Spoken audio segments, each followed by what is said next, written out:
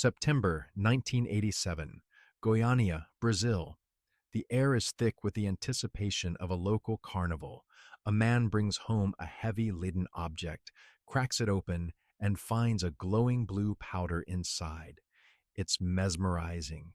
In the dark, it looks like pure magic, like a fragment of a fallen star. He shows it to his friends. Kids rub the glowing dust on their skin to shine in the dark. A 6-year-old girl, Lady das Neves, sits down to eat a sandwich, her little fingers covered in this magical glowing fairy dust. You probably think radiation is a giant mushroom cloud. You think it's a roaring nuclear reactor melting down in a blaze of graphite and steam. You think it's loud, terrifying, and obvious. No, radiation is a little girl eating a sandwich with dirty hands, becoming a source of energy so lethal that you cannot stand next to her without a lead suit. When those invisible bullets of radiation hit you, they don't care about your humanity. They don't see your eyes, your nose, or your mouth. To the radiation, you are just a smooth oval shape, a blank figure without facial features, just a biological target waiting to be dismantled on a cellular level. And today, in this episode, we will talk about how a handful of glowing powder deceived an entire city, why professional doctors prescribed rest and painkillers for acute radiation sickness, how one woman saved thousands by carrying a lethal bomb on a public bus, and why the monsters that threaten humanity don't live under the bed. They gather dust in abandoned clinics. Let's go back. The enemy in our story is not a supervillain. It's not a rogue state or a mad scientist. It is a tiny, glowing capsule of cesium-137. It has no odor. It has no taste. It just emits a beautiful hypnotic blue glow called Cherenkov radiation. It is the perfect bait for the human brain. But how does a radioactive isotope capable of killing thousands of people just end up abandoned in a city of over 1 million?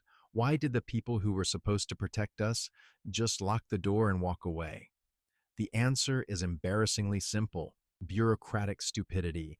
The Instituto Goiano de Radioterapia moved to a new location, but they had a legal dispute over the land they left behind. The courts got involved, paperwork piled up, and therefore the owners simply abandoned a massive obsolete teletherapy unit in the ruins of the old clinic.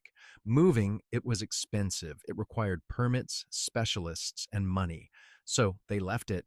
They literally left a radioactive core in a crumbling building in the middle of a metropolis. Enter our scavengers, Roberto dos Santos Alves and Wagner Moda Pereira. September 13th. They are looking for scrap metal to make a quick buck. They see an abandoned building.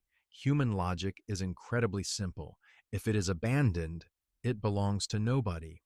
If it is heavy metal, it equals cash.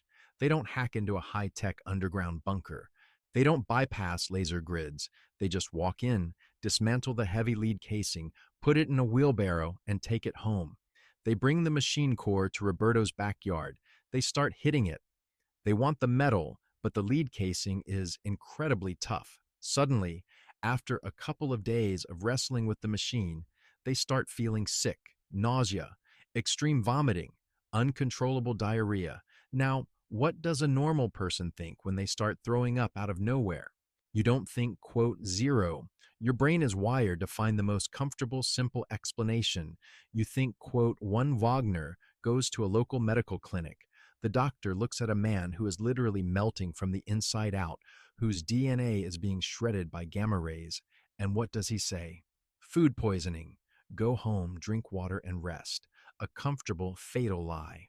But Roberto feels fine enough to keep working. He takes a screwdriver and keeps chipping away at the capsule. Finally, he punctures the iridium window. He looks inside and sees the blue glow. He doesn't know what it is, but it's beautiful.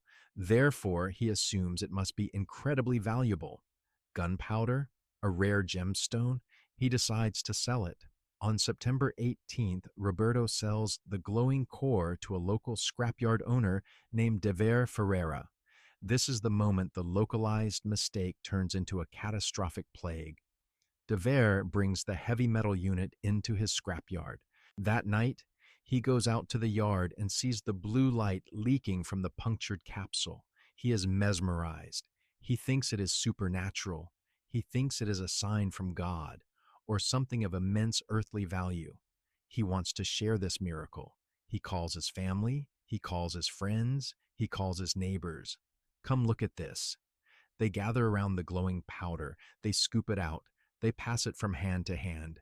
Think of it like glitter at a New Year's party. You touch the glitter, then you shake someone's hand. That person touches their face, grabs a doorknob, and hands a glass to someone else. Within an hour, the glitter is on your clothes, in your food, in your bed. It's everywhere. Except this glitter doesn't just annoy you. This glitter fires high energy photons through your tissue, destroying your chromosomes every single second it touches you. Devere's brother, Ivo, takes a handful of the glowing powder home. He places it on the table. His 6-year-old daughter, Lydie, is fascinated. She touches the glowing dust. She rubs it on her body. And then she sits down to eat. With radioactive dust covering her fingers, she takes a bite of her food. She swallows cesium 137. From that exact second, she is a dead walking. Her body just doesn't know it yet. The radiation is already tearing apart her digestive tract from the inside. The invisible plague begins to spread through the neighborhood. Stray dogs in the street start dying. People are collapsing with strange burns on their skin, burns that look like nothing a doctor has ever seen. Hair is falling out in clumps. It's a horror movie, but the monster is completely invisible. But Devere's wife, Maria Gabriela, starts connecting the dots. She is the only one who realizes the horrifying truth. Everyone in her family, everyone in her neighborhood started dying exactly after her husband brought that glowing stone into their house. She does something that simultaneously saves thousands of lives and dooms several others. She takes a plastic bag. She scoops the glowing, deadly rubble into the bag. She ties it up, walks to the bus stop, and gets on a crowded public transit bus. Maria Gabriela takes the literal core of a nuclear disaster on a public bus, riding through the city, holding a bag that is emitting enough radiation to kill everyone around her if exposed long enough. She walks into the Vigilancia Sanitaria hospital, drops the bag on a desk, and says, "This is killing my family." September 29th. A doctor at the hospital looks at the bag. He looks at Maria, who is pale, vomiting, and covered in burns. He suspects something is very, very wrong. He doesn't touch the bag. Instead, he calls a medical physicist, Walter Mendez Ferreira. Walter borrows a standard Geiger counter from a national agency. He starts walking toward the hospital. Blocks away from the building, he turns the device on. The needle immediately violently swings to the right and maxes out. The device is off the scale. Walter stops. He thinks the machine is broken. He runs back, gets a different Geiger counter, and tries again. Same result. The realization hits him like a freight train. This is not a localized chemical spill. The entire city block is glowing with radiation. The hospital is instantly evacuated. The police arrive, but they have absolutely no idea what they are dealing with. Panicked and confused, they take the bag with the cesium 137 and just leave it sitting on a chair in the hospital courtyard, exposed to the open air. The state finally wakes up. And when the state wakes up to a nuclear threat, panic is the only protocol. The government realizes that people have been carrying this powder all over the city for over 2 weeks. They lock down the region. They commandeer the Olympic Stadium in Goiânia. Imagine a massive football stadium, but instead of fans coming to watch a game, the government herds 112,000 citizens into the stands to scan them with Geiger counters. Imagine standing in line, waiting for a man in a hazmat suit to wave a wand over your body to tell you if you are going to rot alive. The cleanup is apocalyptic. Men in heavy lid-lined suits move through the city. They demolish houses. They tear off roofs. They scrape the topsoil out of people's backyards and throw it into concrete drums. Over 250 people are found to be seriously contaminated. Devere, Maria, Ivo, little Lida, they are taken away and isolated in special lead-lined hospital wards. They are no longer treated like human beings. They are treated like radioactive waste. Maria Gabriela's body gives up. She dies a month after touching the powder. Little Lady, the girl who ate the glowing dust, suffers unimaginably. She is so highly radioactive that medical staff are afraid to go near her room. When she finally dies, her body is considered a severe biological hazard. She cannot be buried in a normal coffin. They place her tiny body inside a specialized fiberglass coffin, which is then encased in half a ton of solid lead. But even death brings no peace. The citizens of Goania are terrified.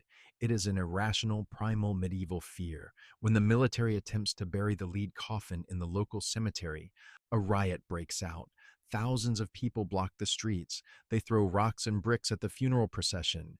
They scream that the girl will poison the groundwater, that she will curse the earth.